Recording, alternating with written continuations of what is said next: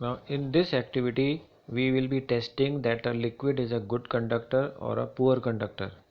So a tester has been made. Here there is no metal rod. You can see that in the picture there is a bulb shown.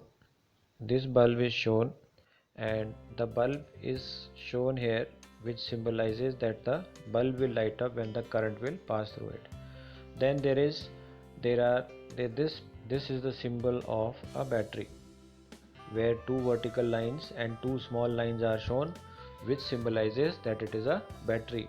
Now two lines are shown, one big line, two big lines and two small lines. So one line and one big and one small line symbolizes one battery. Two are symbolizing that there are two cells connected. Then there are wires. The lines which are shown in this figure, they are symbolizing the wires. And then this is the part, container, in which a liquid is filled. In this container we will fill different liquids. We will put the two wires inside it and we will check that the bulb lights up or not. So different liquids have to be tested. Now they have shown a lemon juice. You can test water, you can use distilled water, you can use kerosene oil and dip the two ends of the wire in it. Now since battery is already connected, the current will flow through the wire. The current will flow through the battery. It will pass through the bulb. Then it will pass through the wire. Then from the other end, the current will be passing to the battery. So this circuit is complete when this liquid, the liquid which is shown here, this is important. If the current will pass through this liquid and it will go back, then the bulb will light up. If the bulb lights up, it means the liquid is a good conductor. When the liquid between the two ends of the tester allows the electric current to pass, the circuit of the tester becomes complete.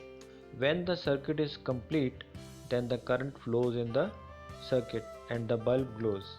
When the circuit is incomplete, then the bulb does not glow. So this shows that the liquid is a bad conductor. Now you have to test different liquids. If we put distilled water in this, then the bulb will not light up.